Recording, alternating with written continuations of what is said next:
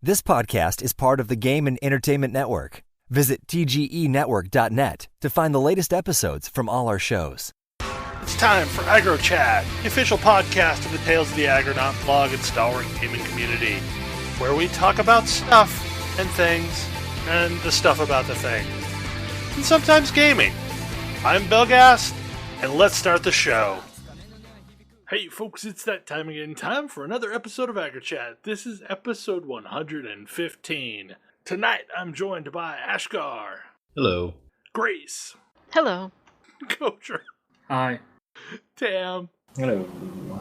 And Thalen. Hey there. So, show of hands that nobody's actually going to see, and what by show of hands I mean actually speak up. Who else playing Pokemon GO right now? I mean... Yep.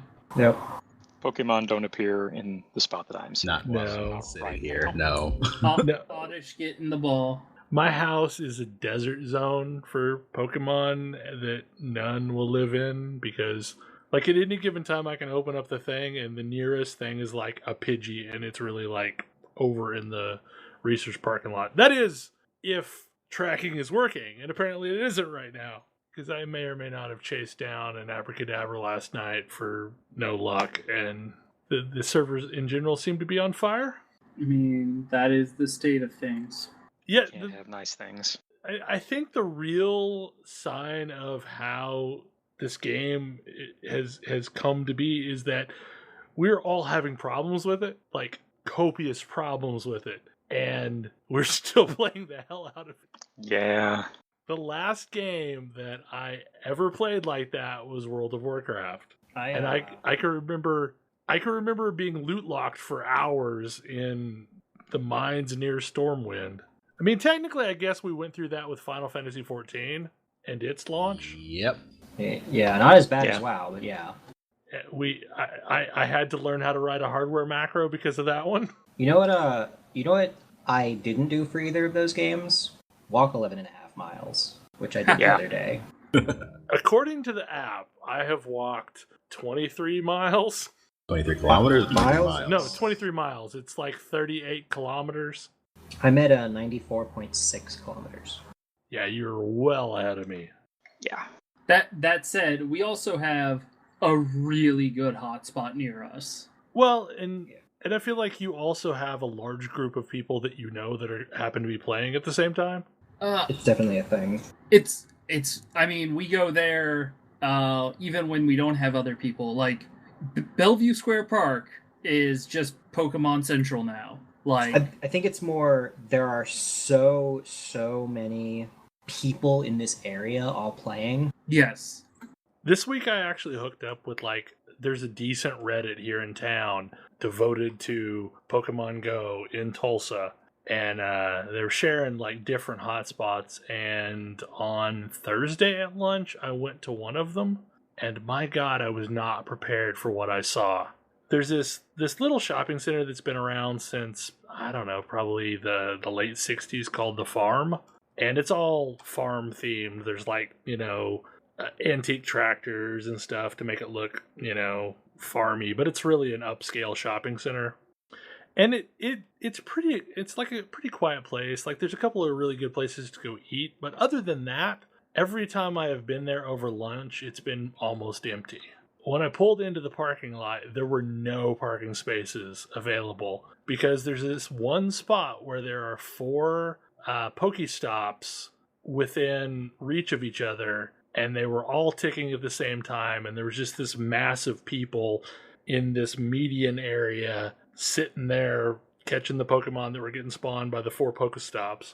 And even other than that, there were just people crawling over the entire shopping center. So it's a thing. Like, I wasn't prepared for the level of phenomenon that this is. I expected it to be largely a geek in crowd type thing. No. Yeah. I went to the dentist yesterday, and with no prompting from me whatsoever, the hygienist asked me if I was playing because she was playing. I got a text from my mom asking me if I was playing with those Pokemans. Yeah, my mom definitely knew what the game was and was like, should I download this? It seems like I might try it. So I was also asked about it because my grandmother feared for my safety. I talked my mom into trying it, and she was like, "This is pretty silly, I think, but I guess I'll look at it." And within 24 hours, she was like, "This fish is dying. How do I help it?" Oh my god. Poor Magikarp. It's like, no, it's just like that. No. It likes to flop. It's just really weird. Like, I remember being an adult during the Pokemon card craze, and it was a big thing, but nothing like this. So, this is the thing. The thing about this is it's not about Pokemon. It's not about a phone app. It's about, like, everyone I know who's played it has a story about meeting somebody through it. It creates social spaces. it is absolutely a story generating engine. Yeah, and it's a story generating engine that you generate stories with other people. Like it creates social spaces where we just don't have any. You run into other people that you've never met, and you start talking about this thing because you know you have this thing in common. Yeah, and it's the thing that MMOs awesome. have been, for the last decade, have been slowly removing from their gameplay to make it more streamlined and more accessible and everything. But this is what they're all missing. This is what MMOs used to be. This is what the pre-WoW MMO was. In addition to that, I've seen so many kids out with a parent chasing Pokemon together. And it is so And awesome. it's not just kids with parents either, because like I went to a park I've been going various places over lunch, and there were like little groups of kids roaming around together, kids that probably didn't play Pokemon before this, and you'll see a parent somewhere else sitting watching them, probably playing along too. Mm-hmm. I mean, I definitely, in my neighborhood, I've seen kids who definitely did not know each other before, that were like talking, and they're like in different grades in school and stuff, had met because of Pokemon and were sharing their stories. I mean, like, I now can identify like all of the kids in my neighborhood because I've walked past each of them and waved, and you raise your phone in your little Pokemon salute. That's like the universal sign too, is like you each show Pokemon and then you kind of grin and chuckle and go along your way. There's enough density of people playing here where it's like weird when you run into someone who's not. Yeah. There's also enough density of people here that like we went to a thing yesterday where the Seahawks Stadium like opened up. They didn't have any events, so they're like, hey, come here, and there's a bunch of Pokestops, and we'll put lures up. And so we were like just walking around there, and a Jinx spawned, and so we were like, hey guys, a Jinx spawned, and people sort of just The came mad over, rush. and we're like, Stampede. let's find this rare spawn. Yep. So what I find the most interesting is this is doing a lot of really cool things. So various animal welfare departments and groups are, hosting dog walking days or, pet sitting days where you can come in and grab a dog and go walk to get your egg hatched while also performing a community service. There are also other people that I've seen roaming around in groups picking up trash while hunting Pokemon. Yep. Putting lures at hospitals. Yeah. Yeah, I drove by. So the kids can play. Yeah, I've been driving by children's hospitals and setting up lures. It's this weird, unbridled force of good.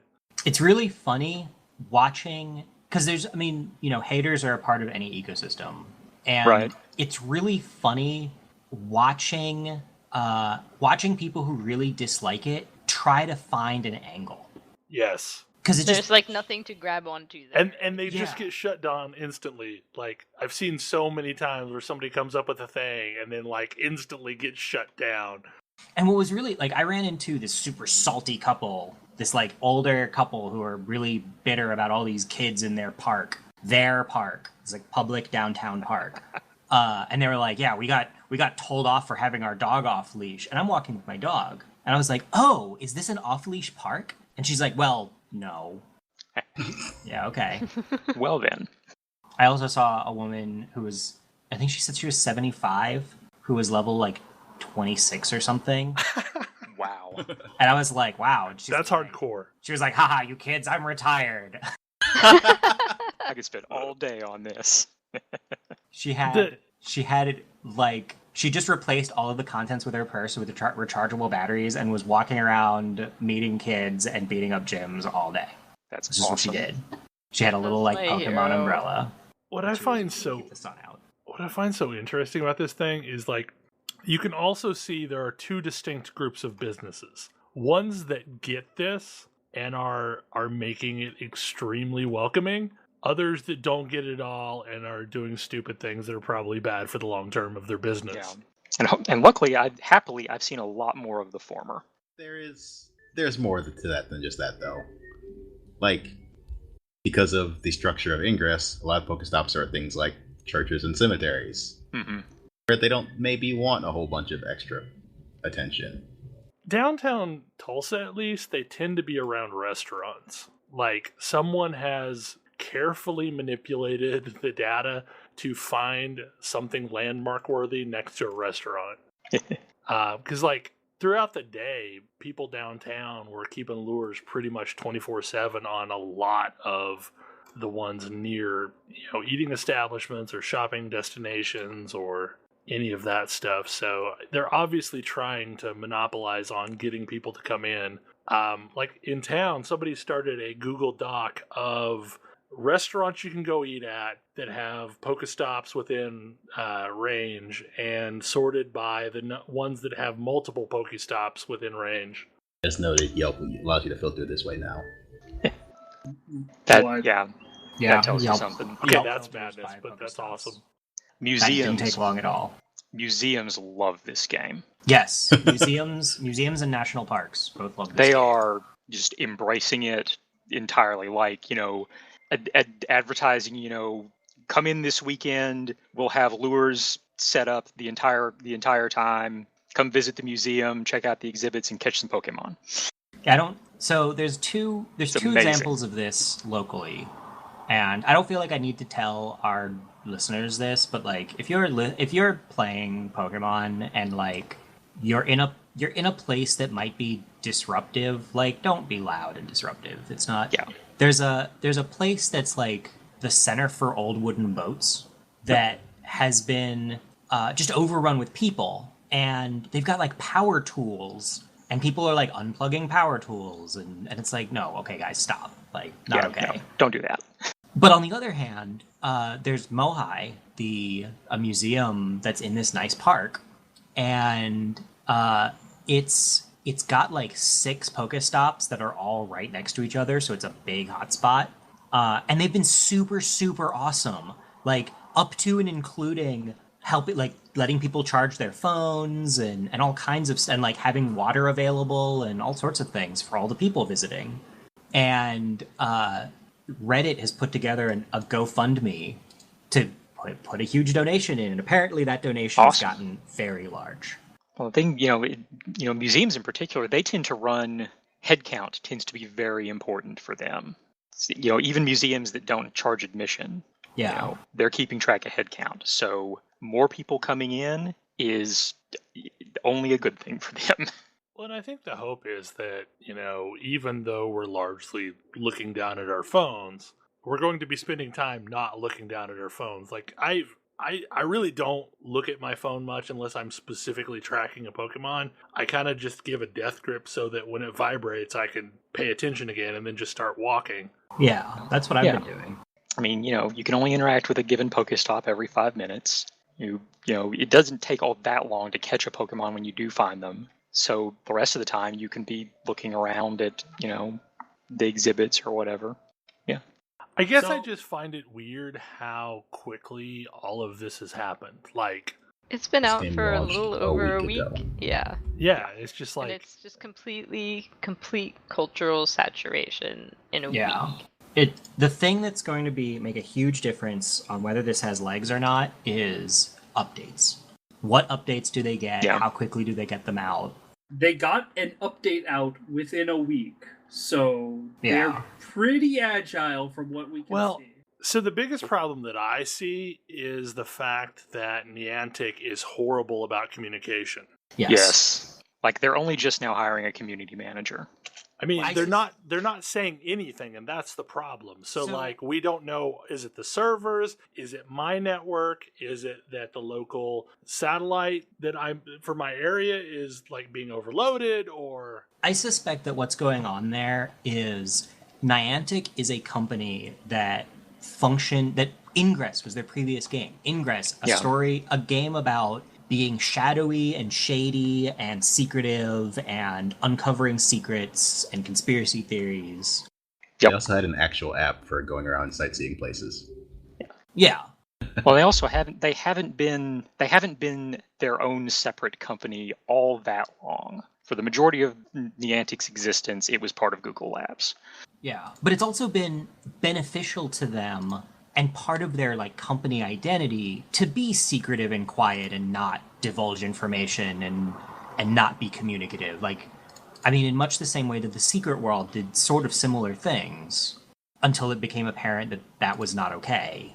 I think that we're seeing Niantic rapidly realize that their previous approach is not functional for this game. I do want to point out, like, the update they pushed out solved a decent chunk of problems. I was happily impressed that my quality of life went up substantially. Dramatically. Yeah, no, it was a huge jump, and I liked it a lot. The biggest problem that I still have right now, and I've talked about this a little bit, is that every so often when I go to capture something, it just locks and never recovers. Yeah. So you'll sit at the screen with the Pokeball. Now, since then, talking to Karth, he said that if you let it stop spinning, most of the time their servers will give you whatever Pokemon it locked up on. Yeah, if you actually caught it on your first throw, it'll give you credit. I was running an incense this evening, and I had it happen multiple times, and each and every time it locked up, and I let the little white Pokeball stop spinning, killed the app, restarted it, and I had caught whatever it was that I was trying to catch. This just happened. That doesn't work if you didn't actually catch whatever it was on the first throw. I was about to say, this just happened to be with a Clefairy. But I did get it, so that's... Okay. I'm wondering if they're erring on the side of giving it to you now, since they know it probably is happening a lot. I also haven't had to log in since the, you don't need to log in update, which is very good, because I am using Google, which has two-factor authentication, which was becoming a nightmare. Yes. Okay, so I know there was a discussion that was had today that you were wanting to talk about Pokemon Go and Everquest and World of Warcraft. Well, the question is, my comment was, boy, I feel bad for every company who's going to try and release an AR game in the next 3 years. Because my initial thought is, this has hit the critical mass that WoW hit, and nothing will be able to unseat that network. But this is also happening really early on in the AR development cycle. So that's where my question is this game EverQuest, the game that breaks AR loose and does it in a really good way and gets everyone thinks is the king, or is this World of Warcraft, which is no, for the next 10 years I am in charge of everything? From those standpoints, so when you mentioned EverQuest versus WoW, I wasn't thinking in those terms. I was thinking in terms of the gameplay itself, because I've drawn a lot of parallels this week to not World of Warcraft, but EverQuest, because people are rumor milling like mad. And that was something that was just part of playing EverQuest. Nobody knew how anything really worked, so there were all these made-up theories of how it worked. So I have heard so many theories on how to catch a Pikachu. Theories you have to be outside during a thunderstorm, or you have to go to a That's power terrible plant. Don't do this. Yes. These things Or- that are being said. But like, I'm pretty sure- serious. Like, these are legit theories that people have. Like, I caught this Pikachu this way, and I was standing on my head, and all this crazy stuff. And I've not heard that level of madness since EverQuest, and namely the ancient Cyclops and how to spawn that stupid thing. And there were page after page of theories of, well, you have to go kill all the ghouls first, and then you have to go kill all the mummies, but you have to do it within a certain time period, and then you have to kill all the tarantulas, and then such and such will spawn, and you kill it, and then maybe an ancient Cyclops will spawn, and all of it was madness. Like, none of it was true. We found out years later that it was totally random, but people are developing theories of how to get this or how to get that, based on a tiny slice of data that they happen to have. So from that aspect, it reminds me a lot of EverQuest. As far as the juggernaut of World of Warcraft aspect, man, I don't know if anybody can come along and follow up this act in the AR game. I mean, it's Yeah, but we didn't know that was going to happen to EverQuest until World of Warcraft came out. Right. So I just think there's also sort of a level of I don't know how to say, sort of like pre-planning, or not really planning, but like priming for this game in particular, and the number of people in general who, are across a very wide range of ages that have a history with Pokemon in one way or another. Yeah. And Yes. I think it would be pretty... I can't think off the top of my head of another sort of cultural thing that could get this level of, people on board without it being something like Star Wars. Harry Potter. Harry Potter. Yeah. Harry Potter Yeah. could do it. Harry Potter could do it. A really, really solid Harry Potter AR game would compete. Yeah, but it's going to have to be something like of that order of magnitude, and it would have to be good. Yeah. To unseat this in a meaningful way. I mean, especially given the size of this launch, this has been relatively a stable MMO launch. we really need to bar for that because it's so very low right now. Yeah. Man, all I'm thinking is how much higher it is than what it used to be. Like, Maybe get to play it in a week was a good launch. I'm still happy when a new MMO doesn't brick my PC. What game did that? Anarchy Online. Oh god, yes. Yeah, straight up bricked my PC. It sucked. I don't think that we see an explosion of AR games as a result of this. I think we see an explosion of AR apps. And I think that what's going to happen isn't so much another AR game comes and tries to take the crown, but we see an explosion of AR apps, which leads to more and more AR capable hardware coming up. Like, I think in the next couple of years we see a resurgence of things like Google Glass, but better planned and with apps that people actually know what they're trying to use it for with. Yeah. I also foresee, like, Google Maps, like, anyone who is currently hosting a mapping service is going to be working on tools to support AR. Yeah. And that is also going to, like, drive the design of the next generation of phones. Like, they are going to be AR capable. Like, you won't drain your entire battery using this app. Well, I mean, I think that if Pokemon Go doesn't vanish in the next couple of weeks, like if it's still going strong by the time Sun and Moon come out, basically in the next couple of months, then a few months down the road. Yeah, like if it's still going reasonably strong by then, I'm pretty sure that it lasts. And I also think that within a generation or two of phones, we stop seeing phones with screens. And that your screen is going to be some other wearable, be that a watch or glasses or what. And the phone is just a lozenge you keep in your pocket that does all the computing. I think the biggest thing the biggest thing that this has done is basically proven that AR is more than a novelty. Yeah. And I think I've talked on this show before that I think AR is more likely to take hold than VR. Yeah. But I don't disagree. For all of the big talk about VR the last year and a half, 2 years, 3 years, this one app has generated more buzz than basically all of that. Well, I think the How big much does reason it cost for me to get involved in VR? Yep. And how much does it cost me to download Pokemon Go on the phone I already have?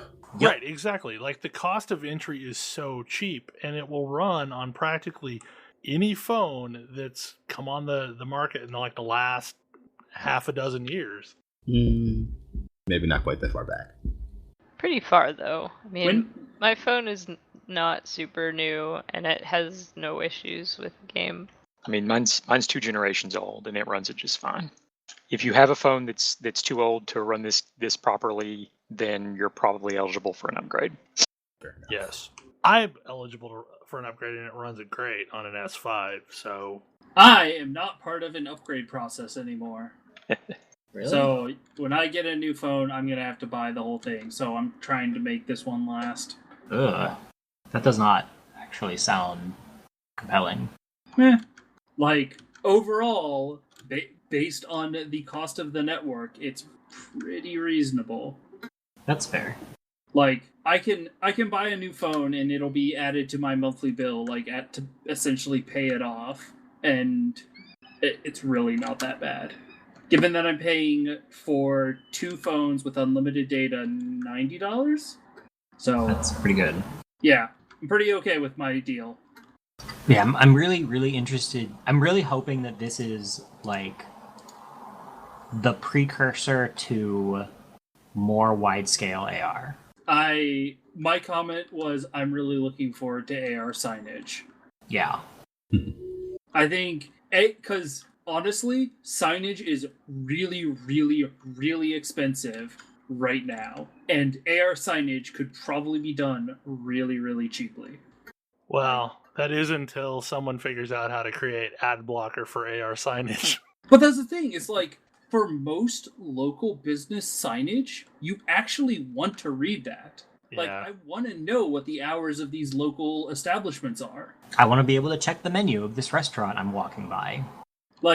I feel like we've gotten into this mentality that advertisement is bad because of the internet, but when you're walking around and you're passing shops, that's when you want to be advertised to, because you want to be able to tell quickly whether or not the shop you are looking at is one you want to go into or not.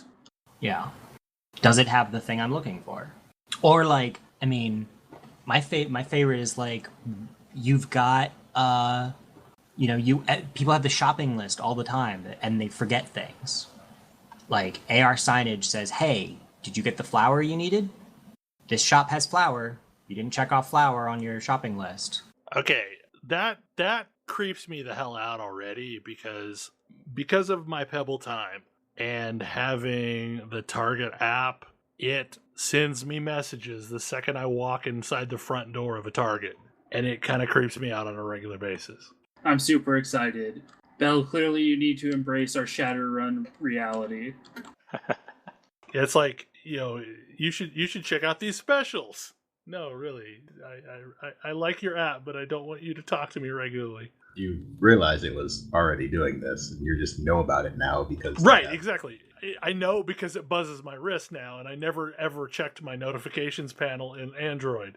Also, it's another one of those that regularly turns itself back on.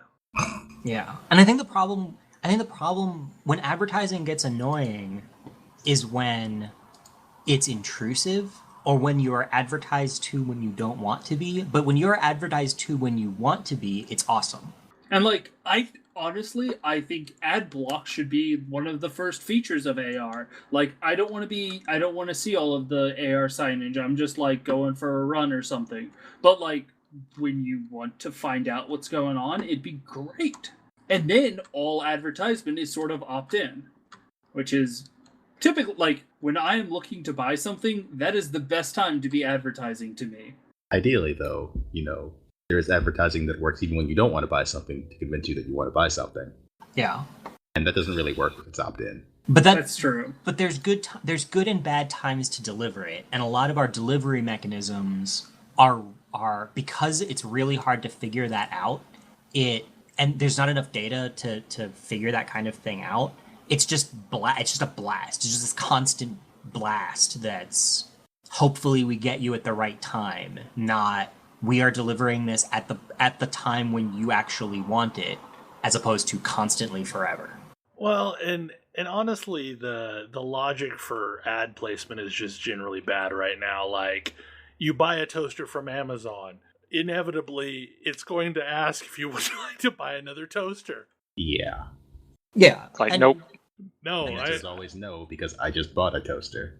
Yeah, I just bought a new lawnmower, Perhaps you should and I'm ask me seeing about a ads for microwave. lawnmowers. I don't need 2 lawnmowers. Yeah. Well, I mean, and that's just the kind of thing that, like, when there's enough data, that stuff goes away.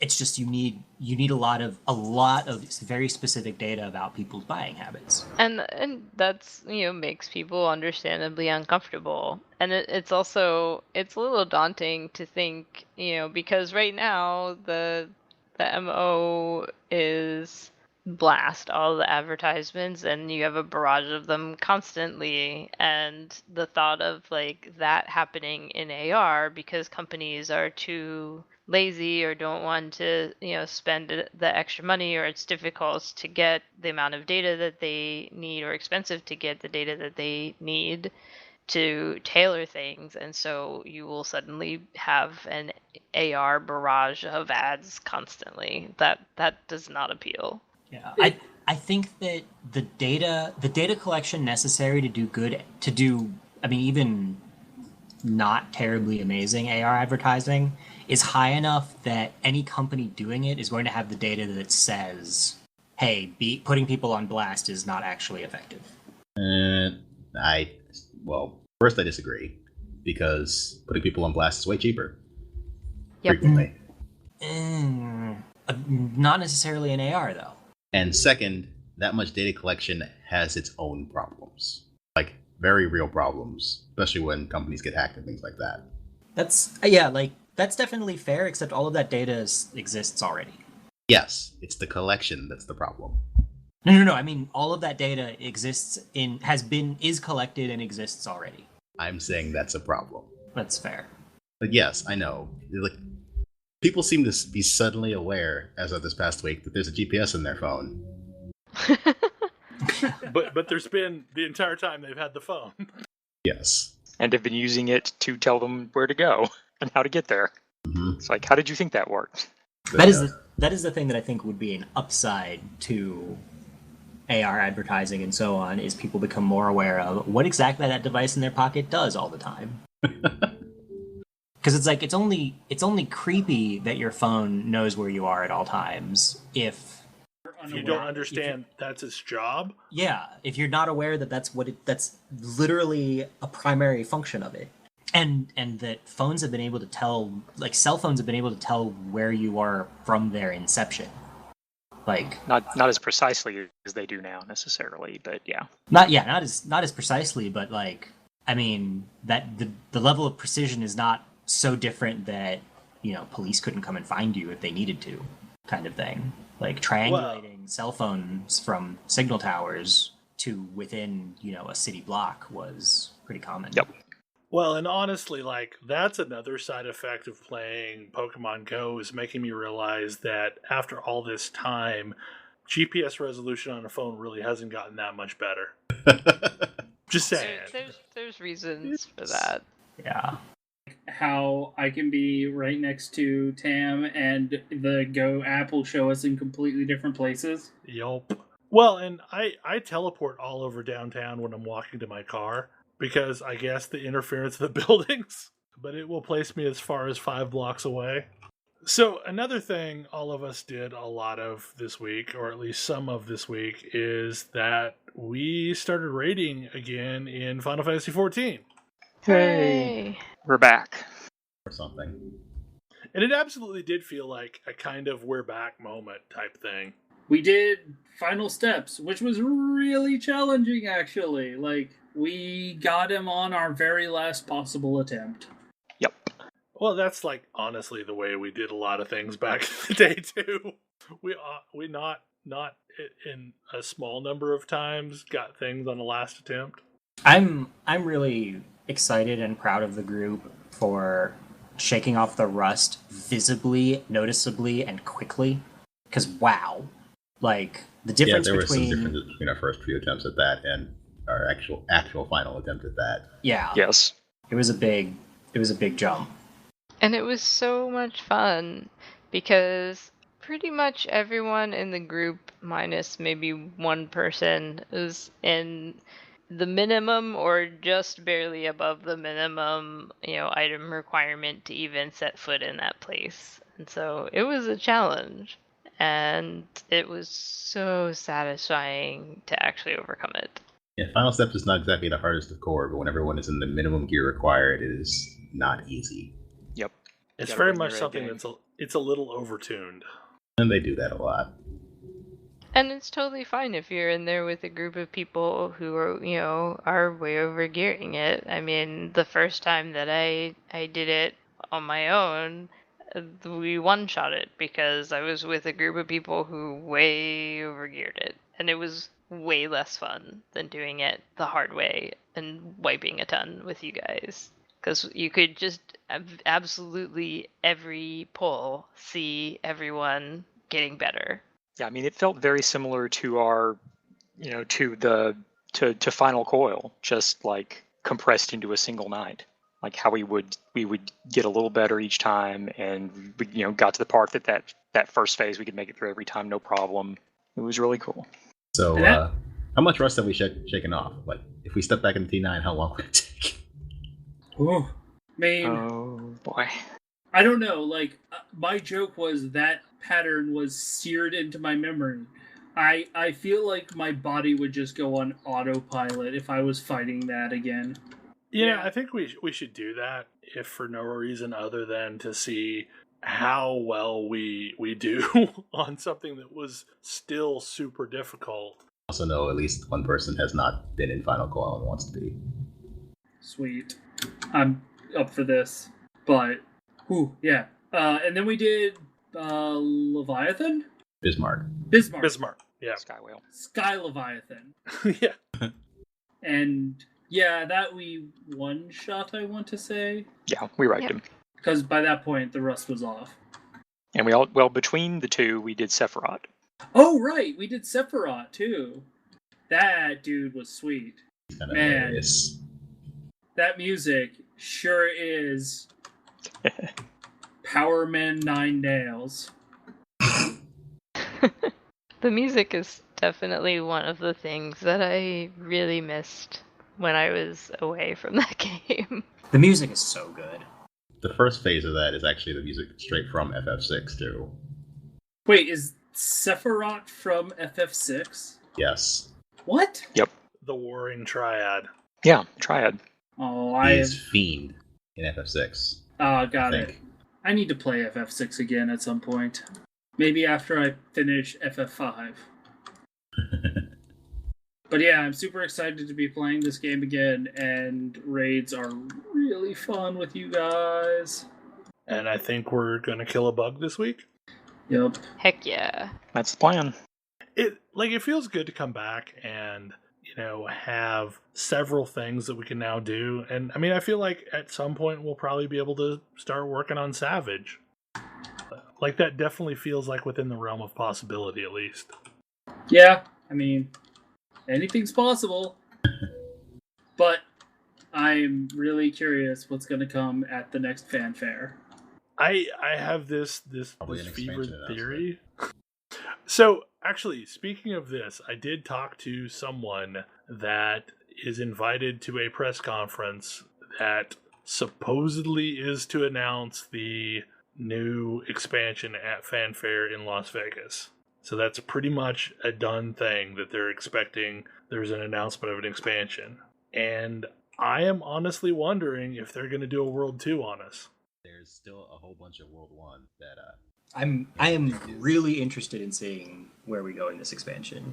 like there's that entire continent that currently has Imperials on it. Yeah, we are going to have to go deal with them someday. Or they could just keep being like a nuisance. I feel like there are really good recurring, like annoying, problematic, but not like let's go to war with this entire continent. Well, even between Gridania and where the Garlean Empire is, there's still Alamigo and whatever the other place is. Zelphatal, something like that. Yeah. I still think it would be amazing if they pulled a Final Fantasy IV and we go inside the planet core or to an alternate reality and there's basically World 2. The moon. We still haven't gone to the moon. Yeah, I think it's gonna be the moon. What's on the moon? Have they talked about what's on the moon? So That's yes. where the Ascians met the Warrior of Darkness, and we're chatting with him back Right at the end of the Heavensward credits. right. Yeah. Ah. So, like, I think basically, regardless of what happens, it's going to somehow revolve around the Warriors of Darkness and Zodiark. And I keep wondering if we're going to go basically to a place that's the polar opposite of Eorzea, where Eorzea has been all centered around Hydaelyn. There has to be some place that's centered around Zodiark and the Dark Crystals, where we're basically the outsider. I don't know that they're going to want to do another You Are the Outsider in a Strange Land expansion right after Heavensward. I mean, maybe they will, but that theme was really strong in Heavensward, and I think that I don't know that that's a thing they're going to want to do. Yeah, but there's really, like, even if we're talking about going to the Garlean continent, there's no place we can go where we're not a stranger. Doma. Yeah. Yeah, but is Doma big enough? Doma plus the Garlean Empire is certainly big enough. Mm-hmm. But again, there's Alamigo and Zelphatal in between the places we currently have and the Garlean Empire. Yeah. And those, which on the map those is at seem, least as big as Ishgard. Those seem a little more likely, especially since, we've still got a couple of scions that we haven't actually tracked down yet. And that seems like one of the most pressing things as far as the characters would be concerned. I'm also pretty sure that Ida and Papalima are in Alamigo. Exactly. Yeah. So I'm guessing that's where we're There's several heading hints next. to that effect. But I fully expect them to keep a crazy breakneck schedule like they did last time, and we'll be playing this before too much longer. It was a good while between the end of Patch 2 content and Heavensward. I think they might try to maybe set a more reasonable schedule so that doesn't happen again. But I think they're doing the 3 fan fests again, aren't they? Where basically you'll have a month between each of them. I'll be real surprised if we don't have a release date for an expansion very soon, like at one of those. Remember, the release date for Heavensward is given as spring 2015 in one of those. I think it was in the Tokyo, wasn't it? I don't remember which one. Look, I didn't say it was necessarily going to be accurate. I just think we might have one. Really, though, I just want them to tell me what classes I'm going to be playing next. Are you playing any of the classes they added in Heavensward? No, because it says a lot about how much I like this game, that this game has yet to actually deliver any of the kinds of classes I really like to play, and I'm still into it. I'm kind of surprised Ninja wasn't more your thing. I was too, but it didn't actually give me the things I like about playing a fast agile class, in that it really didn't give me mobility. This is not a game that has a whole lot of that, generally speaking. Yeah, but it makes a class like Ninja unsatisfying to me, because I like rogue classes because they're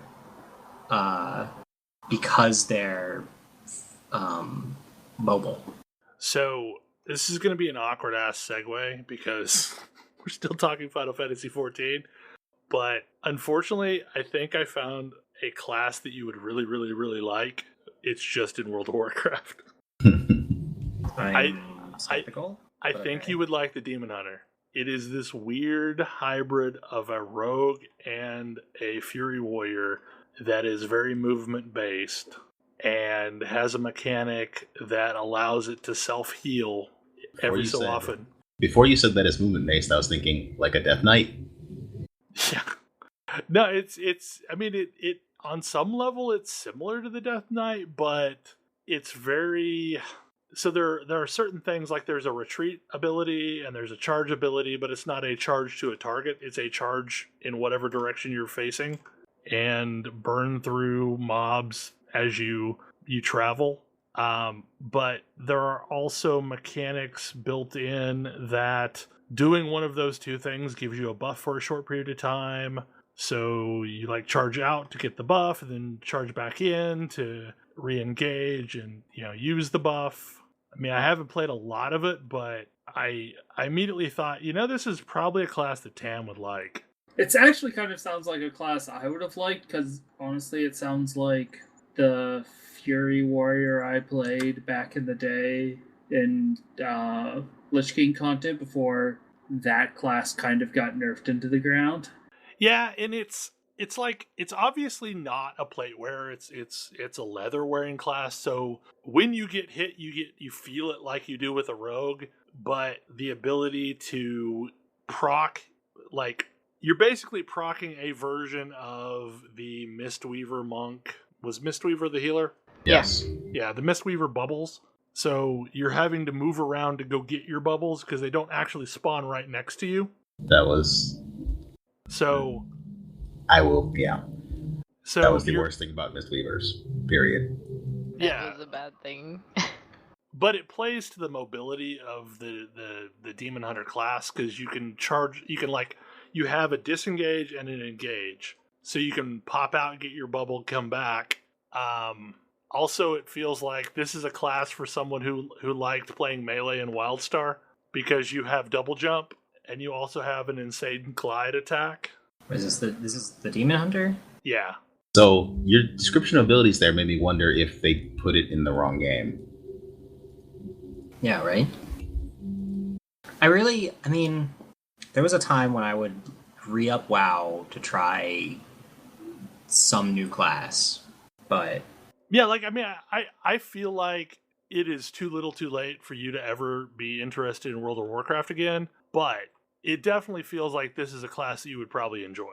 That's fair. Because you've talked a lot about how you wanted a high mobile class that had the ability to stay alive while attacking, and that's kind of what this is doing. I mean, because I've only played the DPS version. This is Havoc, the DPS tree of Demon Hunter.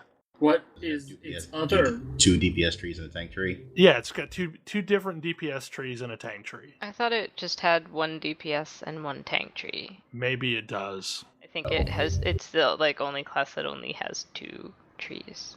I guess that's right, because I thought it was weird that it was missing a talent tree. So basically it's got DPS and tank. Oh good, that sounds like it's less nonsense.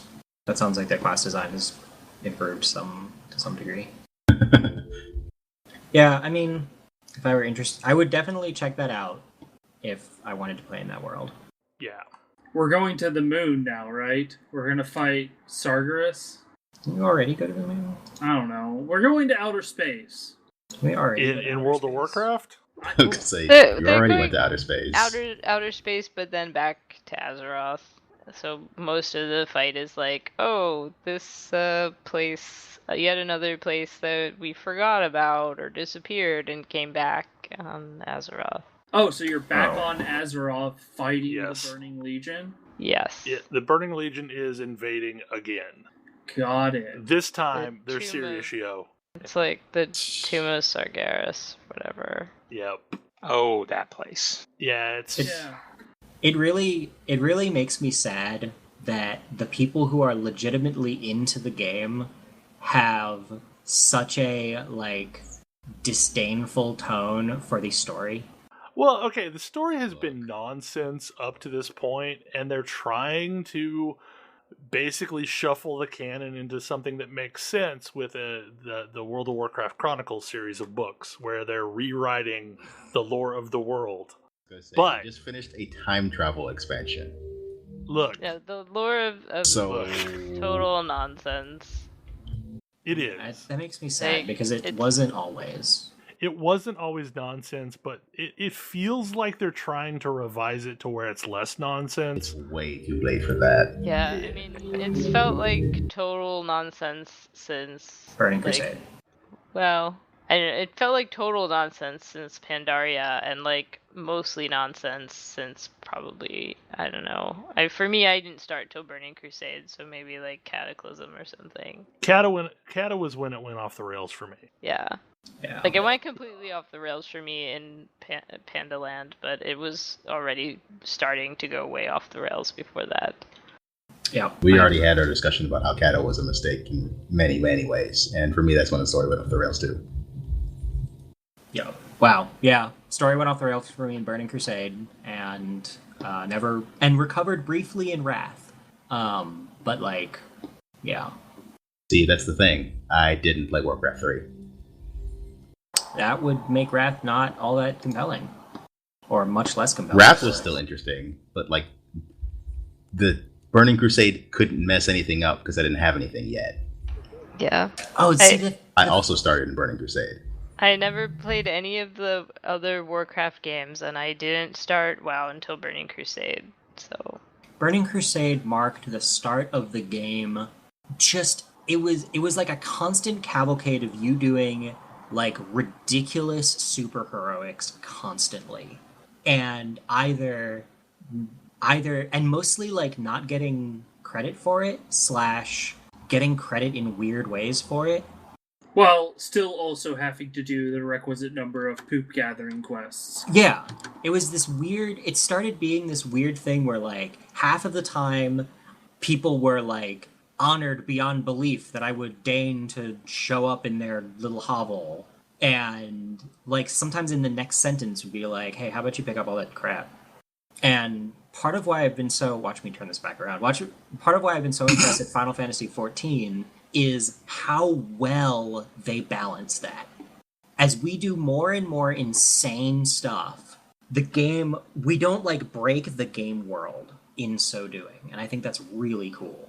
Like, I mean, our actions shape the game world in very real ways. Yes, but it's not like it's not this like it's not atonal. Like, yes, it is definitely not atonal. Like, they are consistent about how, like, for the most part, we are really, really powerful, but there's just some stuff that we can do and some stuff we can't, and like their power levels are very consistent.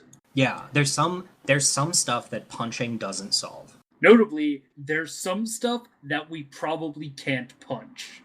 Yeah. Well, that's temporary. And honestly, the game is very self-aware that some of this stuff that we're accomplishing is complete madness. And because of it, we're going to be asked to do some horrible things as a result. That, you play this role of you're not really entirely big damn hero, but you're also, this is a burden for you to have this reputation. Yeah, like your reputation does in fact precede you, and that's not always a good thing. And similarly, like, you're not the only person in the world this powerful. There are other people that are this powerful in the world, and they similarly shape the world. It helps also that, like, you actually get credit for your wins. Like, yeah. And, Green Jesus doesn't jump in at the last second and go, hey, we won. Yeah. And that's honestly part of the thing that's always driven me insane with the more modern expansions is there always had to be some proxy NPC that was the real hero. It never actually got to be you. Right. Like Lynn killed the Nixia, right? Right? Yep. Yeah, someone always comes in to take credit for the hard-earned fight.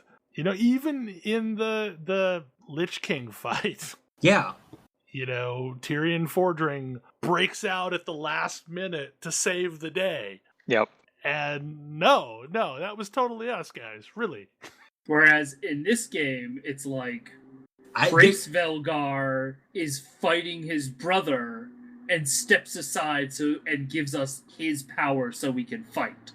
Yeah. And like, you get through a fight and people are legitimately like, I have no idea why you're alive. That was amazing. And that's insane. This is just crazy. I can't even fathom this. Even the Warring Triad stuff is like, hey, we need this punched. Yeah. We need this punched, and you're the only one who can punch it hard enough. We have some gods, and they need to be killed. We know who to turn to for this.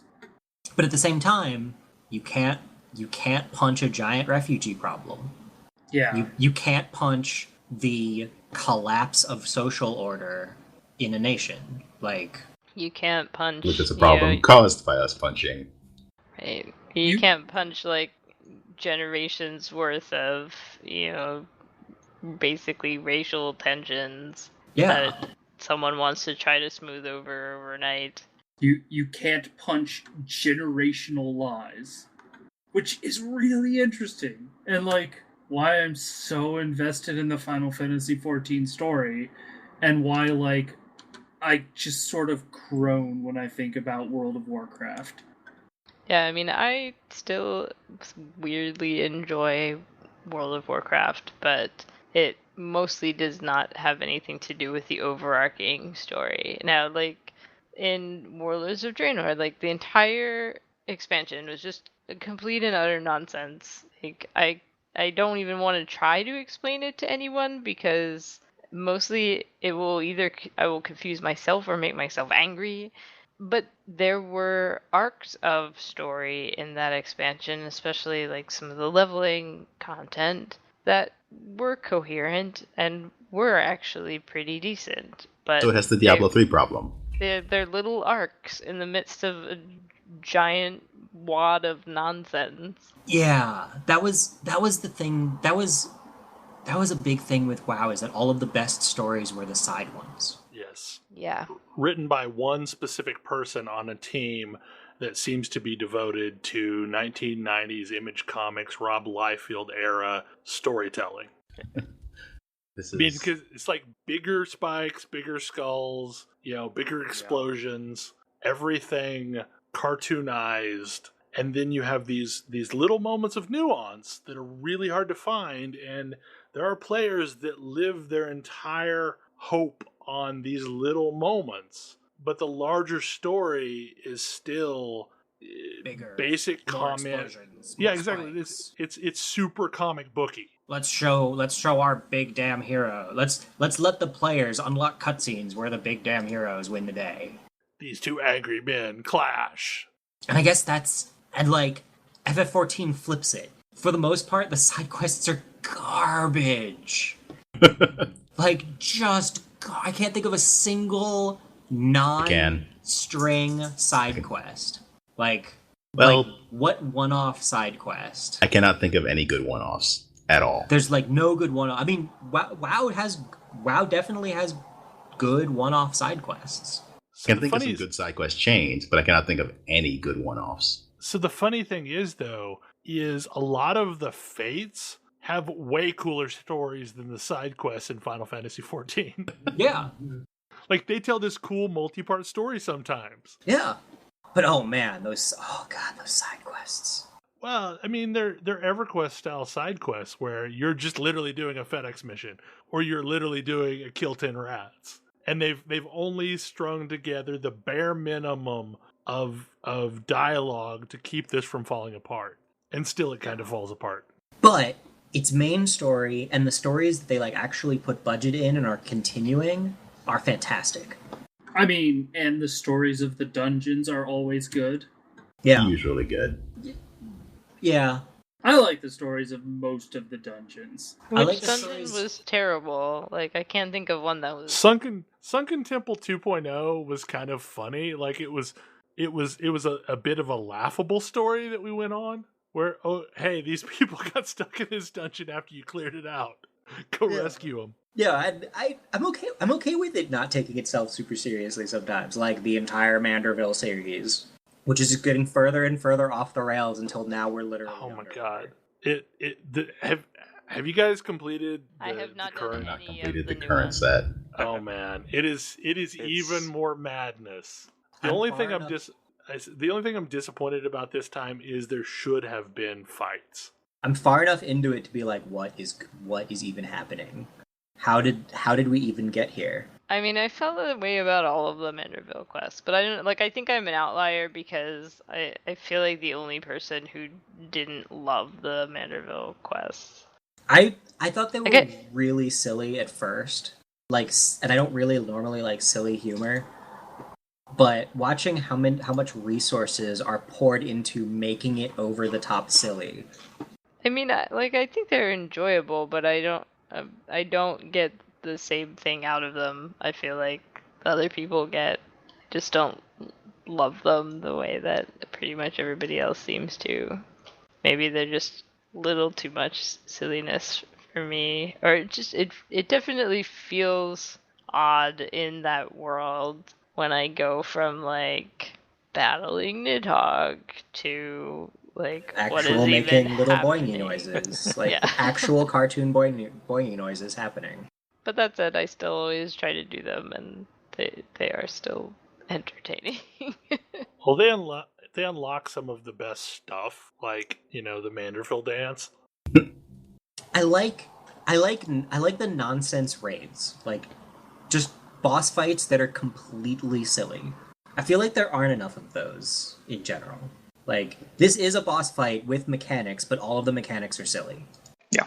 So, there's this thing about a giant robot and it's filled with goblins. With cats. That's true.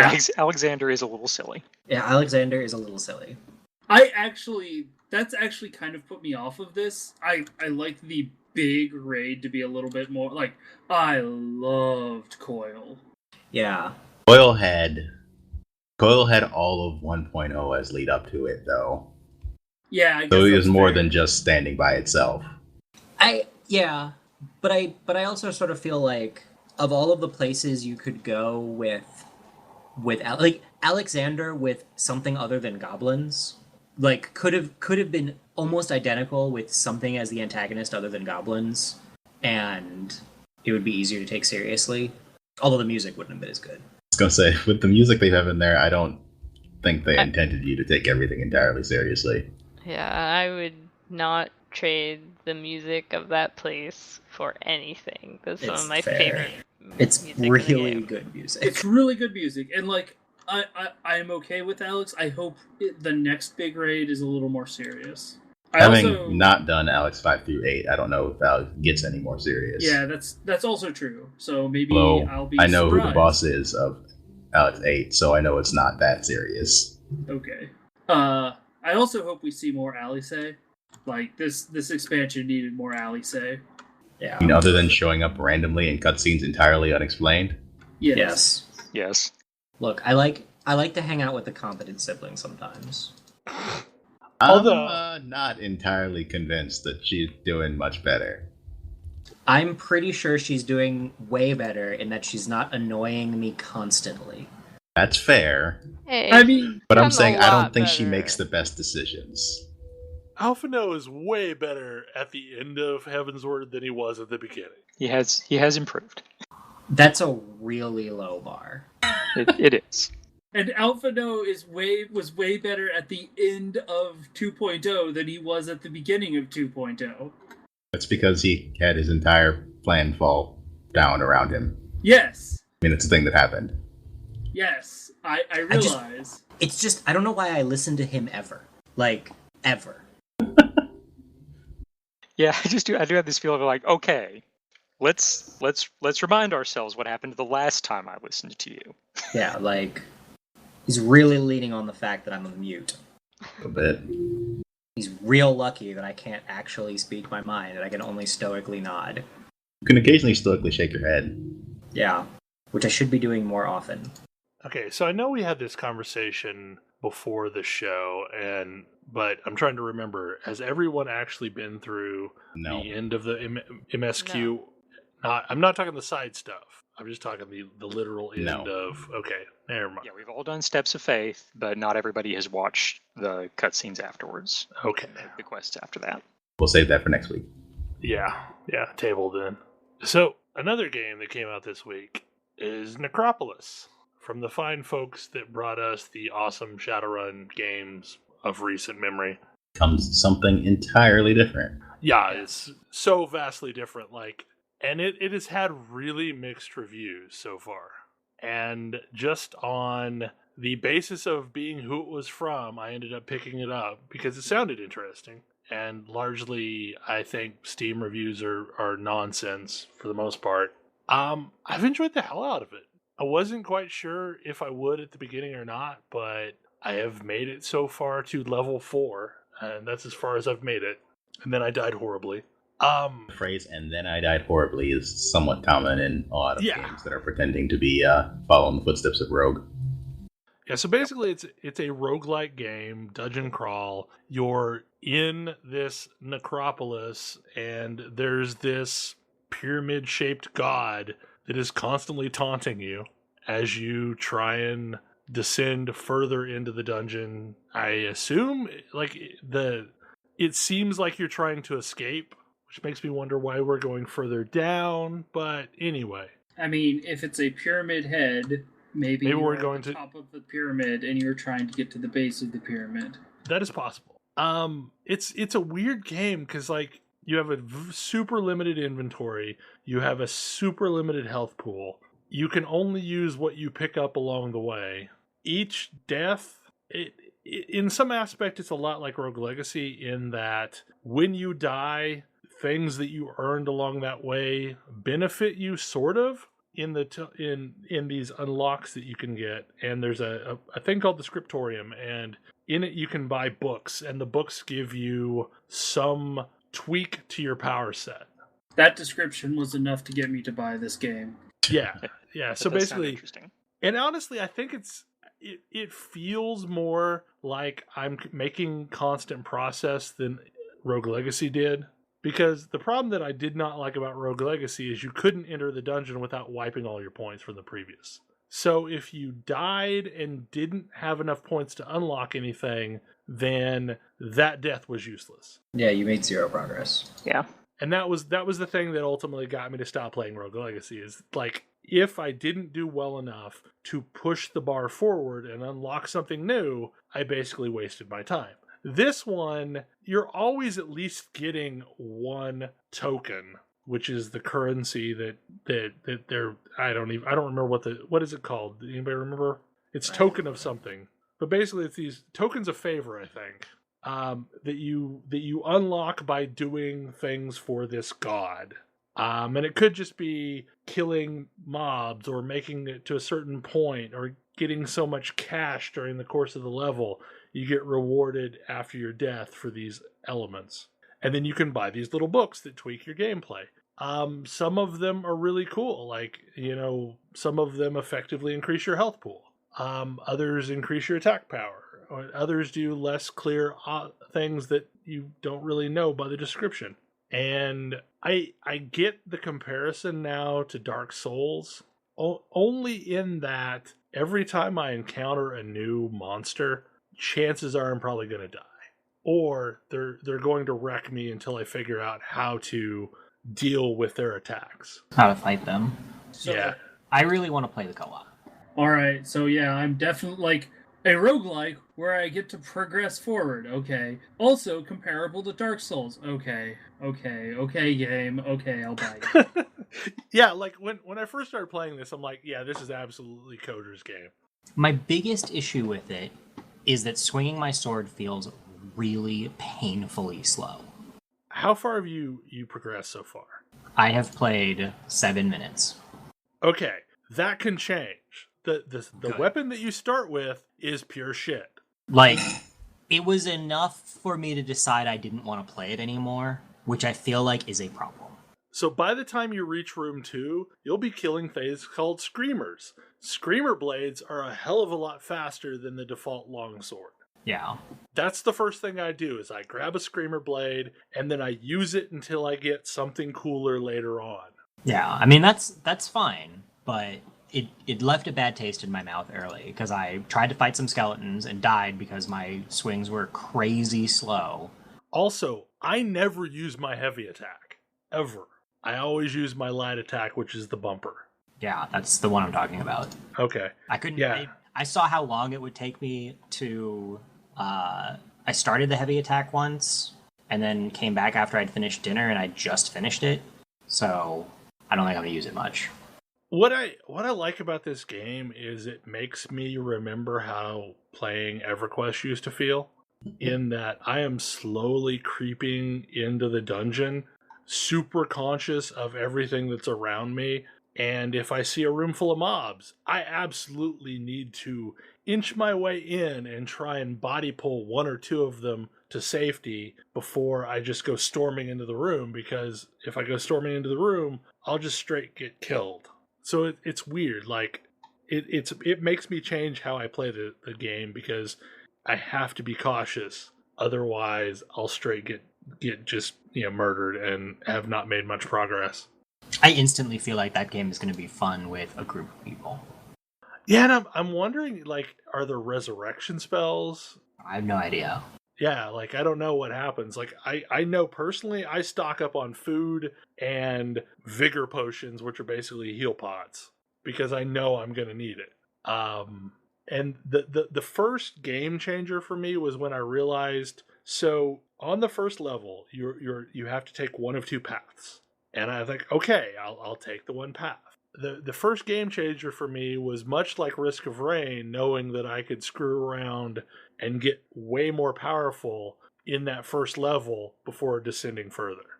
So you can come back to the first room and just go the other path once you've cleared one out. And usually by the time you clear the second path, there's some kind of a chest or something in that one that gives you something cool. According to comments, if you die in co-op, you can be resurrected by your friends. Someone asks, will there be couch co-op? Please don't break my heart. Dev responds, co-op is network only. Sorry about your heart. I was really surprised at how negative a lot of the reviews were. It is a non-AAA game that costs more than $20. I'm also going to go with... That's one. Salty Dark Souls fans. The other one is that, yeah. Oh. Who wanted this game to kill the shit out of them constantly. Oh, this game isn't hard enough. And are irritated that the game isn't hard enough. Not so much that, actually. That's not what I was hearing. It was more, if this game kills me, I have to go back to the beginning. There's no save point. Oh, no. Yeah, that's the thing. That's the roguelike thing. That's how it works. But it's not how Dark Souls works, so negative review. Yeah. There's more to it than that. It does not quite have the polish that those games have. It doesn't. No, but there are problems. Like, the game has some serious problems, and the big one to me is that there are no invulnerability frames. And what I mean by that is, like, when you get hit, you can get chain hit and swarmed and just go from full health to 0 health in a few seconds if you are unlucky and get swarmed by a bunch of stuff at the same time. While you're getting knocked back, you can still get wrecked by everything else that's coming at you. So if you get into a situation like that, it feels grossly unfair because you simply can't get out of it. Like, it's basically like a re-dizzy combo. You're stuck, and game over. And that's what led me to play so cautiously, is because I know that's a thing that can happen. But in truth, I've only played about 3 hours so far, so, I mean, there's a lot of stuff that I've not seen. But I definitely want to try and do co-op, because I think that's going to be really fun. Because I think even though, like, a lot of times when you play a game in co-op, it just kind of makes the content trivial. I think this isn't going to be that way, because from what I understand, we can hurt each other. Yes, that is a thing. Uh-oh. That's unfortunate. So maybe be careful about that. So, slantwise similar, Ash, you picked up the new Monster Hunter. I picked up the new Monster Hunter and played quite a bit of it yesterday. And Monster Hunter is always one of those things that I've looked at but never really got. Like, it always seemed like, well, first of all, the monster designs I've always really liked the monster designs. I've been able to recognize them even though I haven't really played very many previous Monster Hunter games. But one of the problems is my previous experience was mostly in Monster Hunter demos, which don't do a great job of telling you what this game is or why you would want to play it or even how to play it. And it turns out the full game isn't much better, but I played with my last night mostly in Karth. So I had played previous games. I think without playing with someone who already knew what was going on, I wouldn't be as interested. But it's basically distilling an MMO gameplay loop down to its core, basically. You go out, you fight monsters, you get stuff, come back, use that stuff to make better stuff, you fight bigger monsters. And it's actually a lot of fun. But the thing that made it sort of remind me of Necropolis is that your actions in Monster Hunter your swings are very deliberate. Once you start a swing, you usually can't stop it until it's done. Even then, some actions you can't dodge out of, so you're committed to them once you have started them. The Greatsword in particular always seemed like a weapon that I didn't know why anyone would ever use, because it takes you 5 million years to swing, and then the follow-up hit occurs 5 million years later, and then somewhere 15 million years down the line, you get your combo ender. The actual intent to use the Greatsword is to basically carry it around on your back the whole time and use the draw attack. Oh, like you draw it? It's a hit and run weapon. Got it. Interesting. You basically only ever use that long combo if the monster is not moving. It's like, the game doesn't do a great job of telling you this. Now, what system is it for? The new one is for 3DS. The last, I think, 2 have been for 3DS. But it's really been a lot of fun. It's, how to put this? It is a little weird. Let me back up again. The core gameplay loop is like one of the very few things the game does actually explain to you. But even then, it doesn't tell you how to go out and find bigger monsters, which you have to do certain quests that are not really marked as the quests you need to do. Yeah. It's the better quest to get bigger monsters and so on and so forth. That was my experience trying to play it, is that it not only, it's like it didn't tell me what to do, and I don't normally mind a game not telling me what to do if there's some other hook, but it also didn't provide me a hook. Like, go out here and get mauled by monsters. And I'm like, all right, that sort of sucked. What was I supposed to do there? Yeah, that's why I think playing with Demai made this at all reasonable. Like, previously, like I said, played demos, tried to get into the game, just wasn't successful. Yeah. Playing with someone who knew what was going on turned out to be the key. Yeah, and I feel like my one experience playing with somebody who was really into it was they run us through a bunch of stuff, and I really don't know what we're doing or why, but I guess we killed a big thing, cool. But also, what? Like, I don't know how to recreate that experience for myself, or even, like, what that experience represented. I feel like that game needs to explain what it's doing better. So is there an overarching story to all this, or is this just like Murder Hobo the video game? There is an overarching story involving the villages, and I don't really know entirely what it's about. This particular entry is a sort of reference to the previous games in the series, so there's possibly a less coherent story than even usual. But mostly you're just going out, helping the village by killing monsters, bringing back stuff, so on and so forth. And then eventually there becomes an actual story of things threatening the village. You need to go out and kill the big thing, so you need to kill smaller things so you can get the gear to kill the big thing. But for the most part, yes, it's more accurate to just refer to it as Murder Hobo, the video game. Except you're not a hobo because you have a home.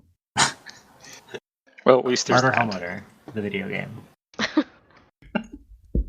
That sounds like a different thing. That's Arcade. Or one way of playing Stardew Valley. Wow. I want to pick it up, but I haven't found my 3DS. That seems like a thing you could/should find. Yeah, I know. I packed it when we went on a trip, and I'm really hoping I didn't leave it there, because then I guess I'm getting a new 3DS. I recently found my 3DS charger, which was what was missing, and why I couldn't use my 3DS for like 6 months. And have been playing Pokemon Alpha Sapphire because now my 3DS works again. I really do wonder what Pokemon GO is going to do for the general popularity of the actual Pokemon games. For Sun and Moon? Yes. So the biggest thing that I have seen so far in that avenue is like every time I have passed the card aisle, like trading card aisle at a store, there have been people buying packs of Pokemon cards. Yeah.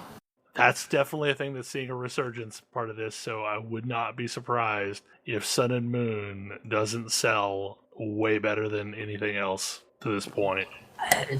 But attach rate on 3DSs, not as high as cell phones. Now, it's true, but if Nintendo launches Sun and Moon... something bundle. Sure, But even with that, like, I'm super back into Pokemon, but I Are you going to drop $120 on... Right, like, I don't own a 3DS, and I'm certainly not going to buy one just for that game. But if I could buy the game for $40 for my phone, I would probably buy it. Nintendo is closing the hell out of 2DSs, which will totally play Pokemon games. So I think they're trying to get people to go down that route, because I don't know what the 2DS is going for, but every place has them on closeout. Sure, but that's not like a it's not $60. Launch. Like if Nintendo dropped Sun and Moon on mobile, which we already said they're never actually going to do. Well, I don't know. Okay, the past week has changed my opinion on what they might ever actually do. Yes. I was about to say, they just had their company stock value go up 33%? Yeah. Yeah, I'm guessing there are some discussions happening at Nintendo. If there are not discussions at Nintendo happening, they are not as astute a company as I thought they were, and frankly, I think they're as astute a company as I think they are. Like, I'm pretty sure people are suggesting while I think they're having this discussion before. While I think it's likely that they're having this discussion, I don't think this will translate into a Pokemon game on mobile anytime soon. I don't think it'll be... Probably not. There's not going to be like a Sun and Moon concurrent with 3DS. Like, no. But Christmas time? I could see them... Maybe spring 2017? I bet we'll see a re-release. No, when I say I don't think anytime soon, I mean I don't think this year. I don't think next year. I think there will be a Pokemon product on mobile next year. I don't think it will be Sun and Moon. I have a feeling that it'll be Red, Blue, Yellow re-released released on mobile. I consider that I think we'll much more releases. Yeah. If they relaunch Red, Blue, Yellow, and it's not by like spring of next year, they're missing a golden opportunity. They are tying. Well, here's an interesting thing. They are tying Pokemon Bank into Red, Blue, Yellow, where they were not previously. Mm-hmm. Pokemon so you'll be able Bank. to get the Pokemon thing that Bank lets is you what swap. they came up with to let you bring your Pokemon from previous generations up to the current games. Oh. And they are tying it into the 3DS releases of Red, Blue, and Yellow, where they previously didn't do this, and honestly there are data incompatibility reasons why they did not do this. Sure. But they want to now for the new Sun and Moon. I could see them also releasing Red, Blue, Yellow on mobile. That's also tying it into Pokemon Bank. Okay, so since I mentioned this a few minutes ago, I looked up the pricing. Right now, Nintendo 2DS, the non-3D version of the 3DS, the bundles are selling for $79.99. Yeah, so that's still $110 for it and Pokemon Sun and Moon. Right, but it's closer to the realm of possibility than other things. What's that a bundle with? Well, the two that I see listed here are Yokai Watch bundle and Mario Kart 7 bundle. I don't think there was an Alpha. Well, they didn't release it here, but there's a 2DS Alpha Sapphire and Omega Ruby bundles. Here's a 3DS Pokemon X and Y bundle for $150. So, Nintendo is also the only company that doesn't actually drop prices on their games, like, ever. Yeah. They also don't have to, apparently. Yeah. But I think ORAS was a much better game than X and Y. I think X and Y had pacing issues. It just felt like the systems of ORAS were more well-developed than that of X and Y. But basically, like, I think regardless of how afraid of the internet Nintendo is, they have had two things that went viral back to back. Miitomo, that no one really uses anymore. I was going to say, Miitomo I would not consider a success in any way. Right, but it was viral for a couple of weeks. It just doesn't do anything. It's a pet rock. Yeah. And then Pokemon GO is a true, success that no one really can deny on that one. But they need to keep it going. Right, they have to keep it going. I don't know. I don't share Ash's pessimism on how quickly we see a mobile Pokemon game. I don't think Nintendo moves that fast. The Pokemon Company International and Nintendo are not the same company. This is important to remember sometimes. It's fair. Yeah, I expect we'll see Red, Blue, Yellow re-released as the first actual Pokemon games available for mobile. And I guess it's theoretically possible that it could happen in time for Christmas, but I'd be very surprised. I think it's one of those games that it doesn't matter when they actually release it. Yeah. It's one of the few. Because mobile games don't follow the same holiday release schedule. That's true. Thing. They show up and everybody, devours them. Well, even if it's a premium, like, if they charge, if it's They Red, charge Blue, square Yellow. prices? If they charge square prices, yes. That's the question. Yeah. If you can buy a Pokemon game on your cell phone for $30, and it is a fully featured Pokemon game, pretty sure that sells more copies on mobile than it does on 3DS. Oh, by I agree. Probably an order of magnitude. Probably. Yeah. And so if it's worth selling on 3DS, it's worth selling on mobile. I mean, mobile is already eating the 3DS's lunch. All mobile platforms, all mobile gaming platforms are getting just destroyed by mobile. You say that, but 3DS is doing okay. The Vita just died, admittedly, but the 3DS is doing okay. However, I don't know. Basically, though, Pokemon Go has not convinced me that I want to play a long RPG type game on a mobile platform. Pokemon Go is especially suited for mobile. Yeah. Overwhelmingly so. I don't think that your mainline Pokemon games are your standard long-form RPGs. I think they are perfectly suited for sit down and play for 10 minutes structure. Wander into an area, pick up a few Pokemon, move to the next area, take a break. At this point, with just the Pokemon fever that's happening, for someone like me who doesn't own a current generation handheld, I am going to want to play something on my phone, even if it is not optimal, because I'm not going to spend the money on a dedicated system for it, but I really want that content. I wonder if how Pokemon Go would sell compared to Angry Birds. Like a tenth? I think that's a conservative enough estimate. Sorry, what was that?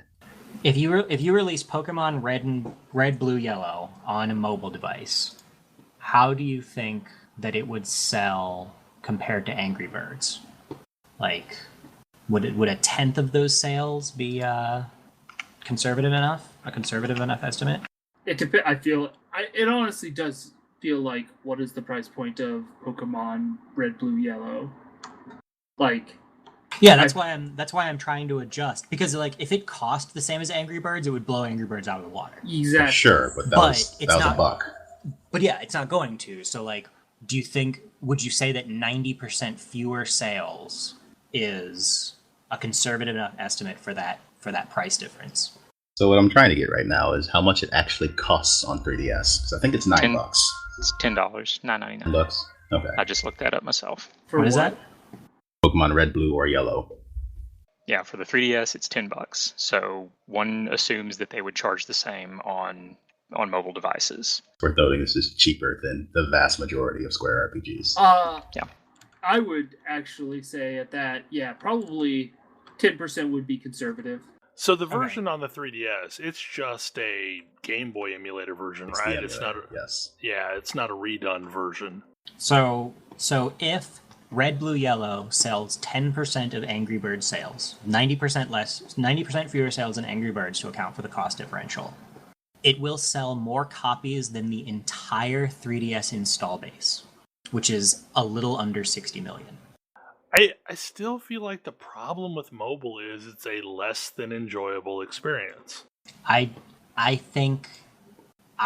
don't think that is true for the person who is playing mobile games mobily. Yeah. It's not... most mobile games are not meant to be played, sit down on your couch and break it out and go. They're meant to be played in little brief spurts. What I'm talking about is, Final Fantasy Record Keeper is a mobile-first game. It plays great on a mobile platform. You can play it for a few minutes and then walk away. Final Fantasy emulated ports, they're horrible. Like, they're annoying to play on a phone. And for the most part, any Pokemon game is, unless it goes significant UI and gameplay overhaul, is still going to play pretty much like a classic RPG on a phone. I play FF5 exclusively on my phone. I do mostly do that too. Ugh. And the reason is because I don't sit down and play FF5. I play FF5 like 20 or 30 times over the course of the day for brief periods, which I can't do unless I'm carrying around a 3DS, which I'm not. I mean, one of the reasons why at this stage, like, even though I've owned many, like, handheld consoles in the past, that I will probably never buy one again, is because if I am at home, then I want to play on my computer or at my big, gigantic TV. And if I am elsewhere, then I am not going to carry around another piece of equipment when I already have my phone. Yeah. Like, sure, it is... But the mobile, in general, the mobile gaming experience is way lower fidelity than sitting in front of my computer or sitting at a console and playing. You're 100% right. But that's also not the use case. Right, okay, but even in the case of Final Fantasy V, that is a game that was overhauled from the ground up for the mobile platform. Yeah, and I play it. It's got a mobile UI. So they would have to rebuild Pokemon Red, Blue, Yellow to have a mobile UI. It couldn't just be like Final Fantasy Dimensions, for example, which does the virtual D-pad plus buttons thing. Oh, no, I totally realized that was the standard for years. Yeah. But, yeah. Right, No, I totally that's what agree. I'm saying is, like, the strict emulated port of games is a crappy experience on a mobile platform. Which is what, probably part of the reason why Nintendo is partnered with an actual mobile developer. Yeah. Right now. Yeah. I mean, I think that the red, blue, yellow experience, like, I think you see a game that is basically Pokemon Red, but I don't think it's called that. I think it would be like Pokemon Legacy or something like that. Or if we didn't actually have Pokemon Go, I would have said Pokemon Red on the Go. But something to differentiate it from the mainline series, but is still the mainline series. But regardless, there have to be a lot of discussions happening right now at Nintendo. Because no matter what the results, this has made an impact. I figure either we see a release or Go gets lots of funding for features. Well, and honestly, it needs to hit with features soon because, it is woefully lacking any sort of social structure. I don't agree. Really? Yeah. I think there needs to be friend lists and things like that. Maybe? I mean, I don't know what I would do with a friends list in that game. Yeah. Like, what value is that adding? Other than, hey, I can put all of my friends in a list, but, like, what is that actually giving me in terms of playing the game? Well, okay, so what if it was a situation of notifying you, like, when a friend of yours is nearby, or when they may have caught something interesting, and, you might go track down where they were at. I mean, that would have to be, like, two-way opt-in. Yeah. Yeah. I mean, think about how leery Nintendo has been of the ability to friend other people in their own consoles, and now add in the ability to use that friending to find another person physically. Yeah, like... Aside from all of that, do you have any problem right now knowing when Tam has caught something interesting? No, Honestly, because we we've have built other ways a to social infrastructure for it. Yeah. I mean, that's what I'm English saying. players did, is they just made, like, Google Plus groups and stuff like that. I mean, I can't think of any value add a friends list would give me that wouldn't be really, really, really scary from a security standpoint. Because, yeah, like, I think it'd be great if I knew if my friends were in the same park as me, but I also don't know that that's actually a good idea. Yeah, I guess I'm thinking of this as an adult player, but target audience is probably also significantly younger than me. Let's be clear here, the target audience is everyone. Yeah, the target audience for this game is everyone. It's all the people.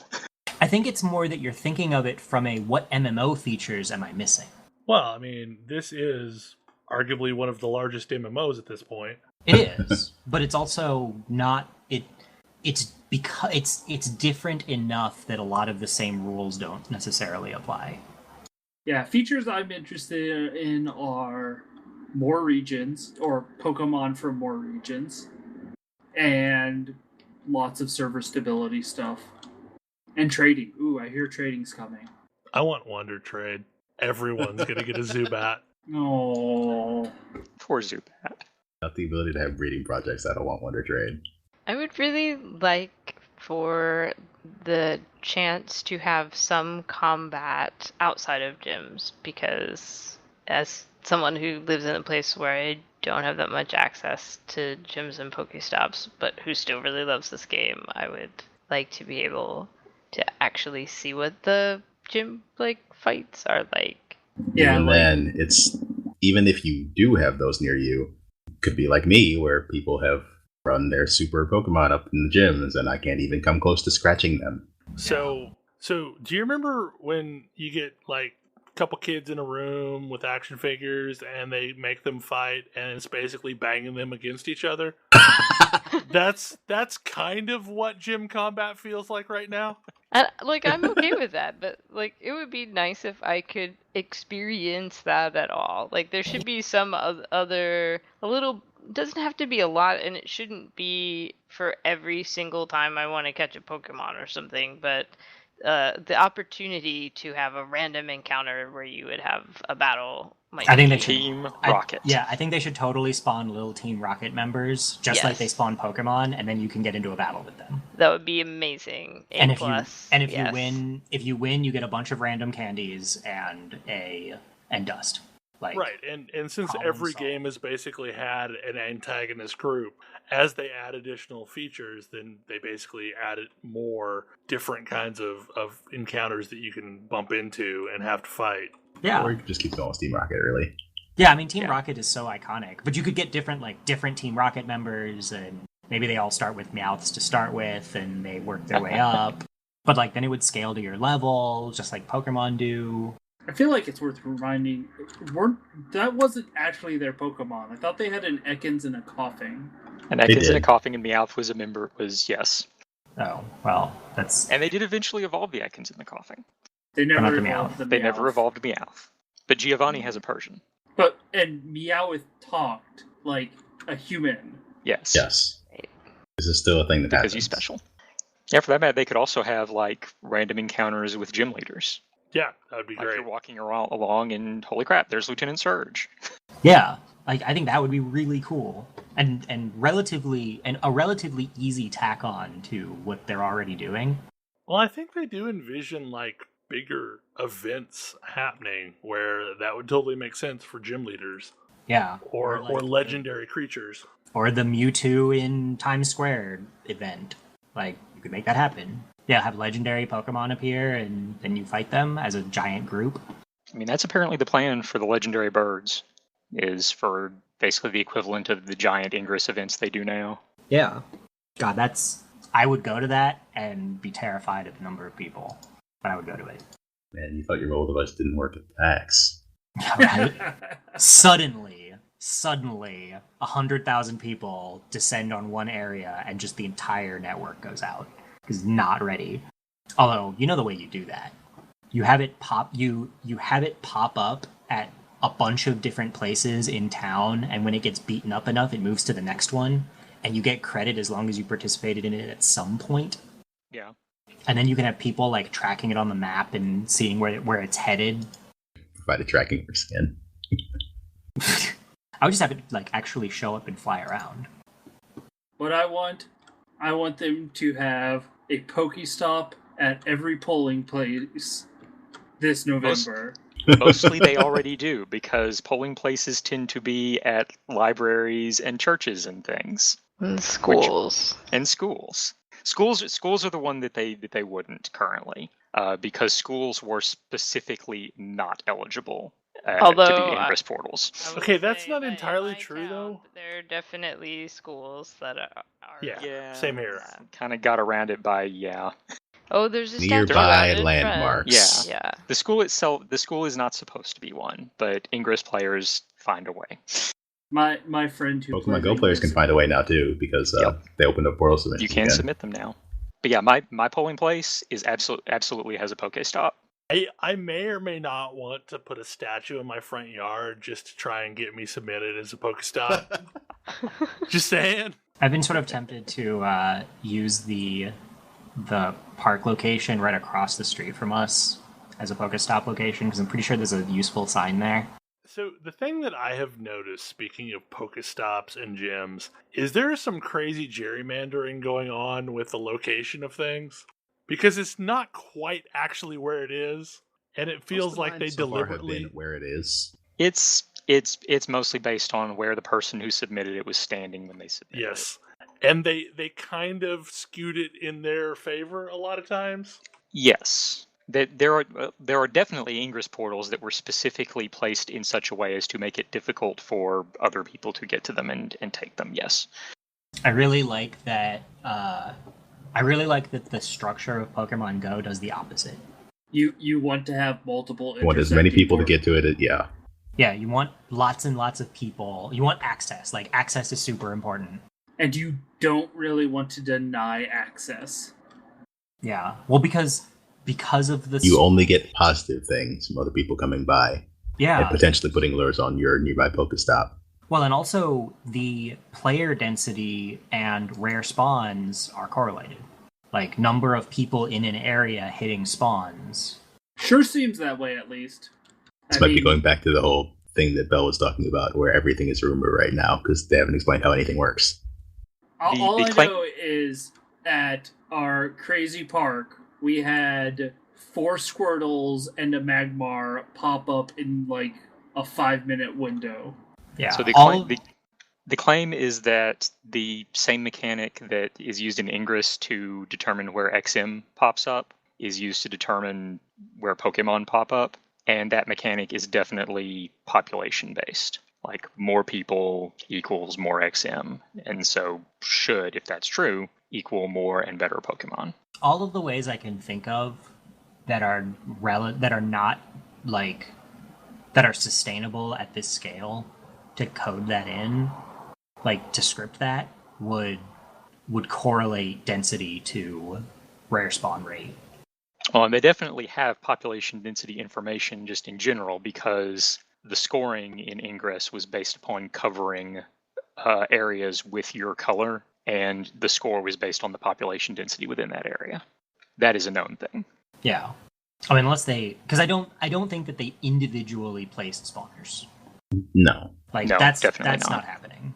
So if they didn't individually place spawners, they're either tracking, and it's probably not they spawn Pokemon around a given player, because that's a huge server chat. Like, that's insanity on the server side.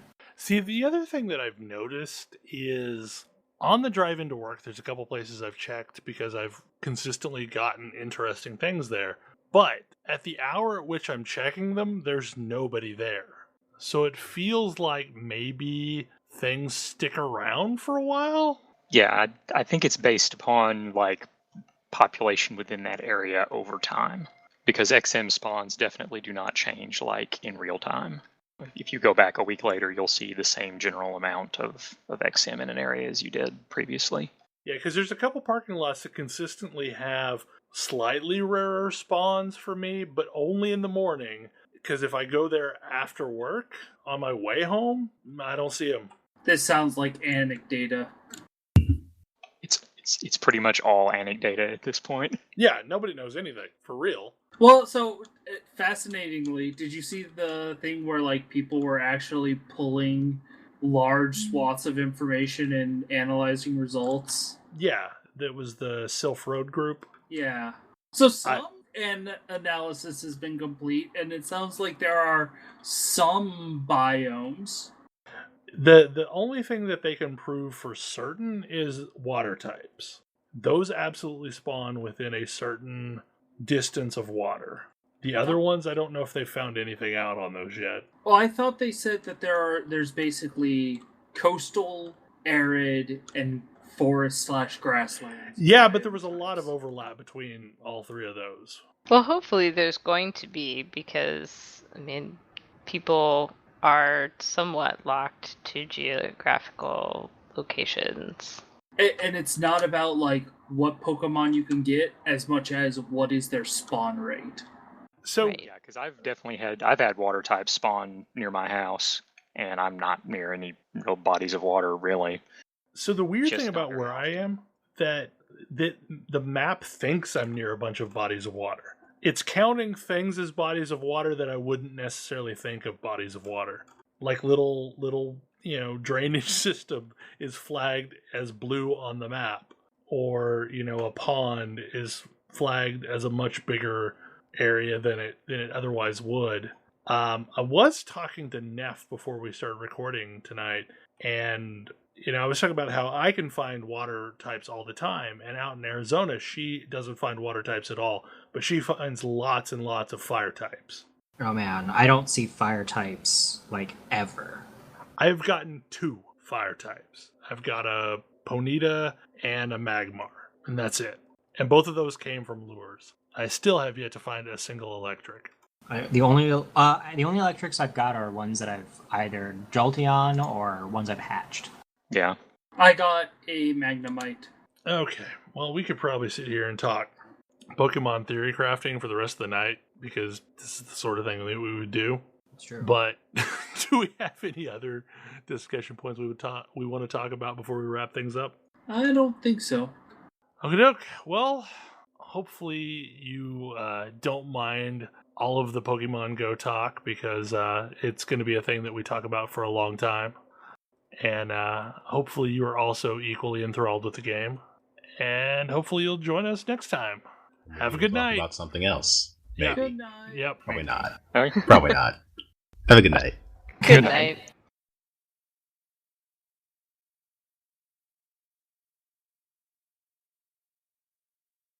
Okay.